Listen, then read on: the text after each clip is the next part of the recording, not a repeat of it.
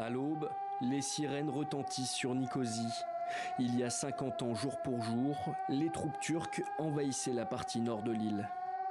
20 juillet 1974, ce jour-là, le destin de l'île bascule dans le chaos. Des milliers de troupes sont envoyées par la Turquie, une invasion qui survient 5 jours après la tentative grecque d'unir Chypre à la Grèce par un coup d'État se solvant par un échec. Envoyée pour protéger sa minorité, l'armée turque obtient une victoire sans appel. Au prix de milliers de morts de chaque côté, elle parvient à occuper puis partitionner 38% du territoire chypriote.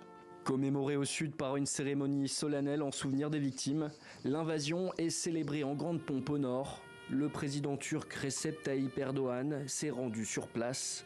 Au cours de sa visite de l'autoproclamée République turque de Chypre Nord, il a rejeté la perspective de nouvelles négociations pour la réunification de l'île. La dernière tentative diplomatique menée par l'ONU en 2017 n'a pas donné de résultat.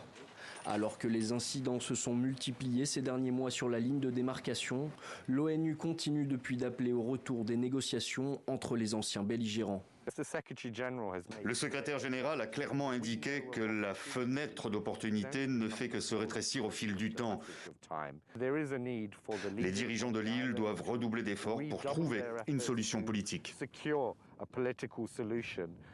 Dans une cour pavée de la capitale chypriote, ceux qui se sont baptisés le Club des traîtres se réunissent depuis 20 ans. Ces chypriotes turcs et grecs font perdurer leur mémoire commune et leurs espoirs d'une paix durable. Cet endroit nous a donné l'occasion d'avoir un peu d'espoir pour le problème chypriote, de montrer aux gens que les chypriotes turcs et les chypriotes grecs pouvaient être amis et vivre ensemble.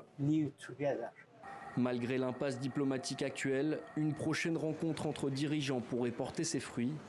En septembre prochain, les chefs d'État chypriotes grecs et chypriotes turcs visiteront conjointement les Nations Unies à New York.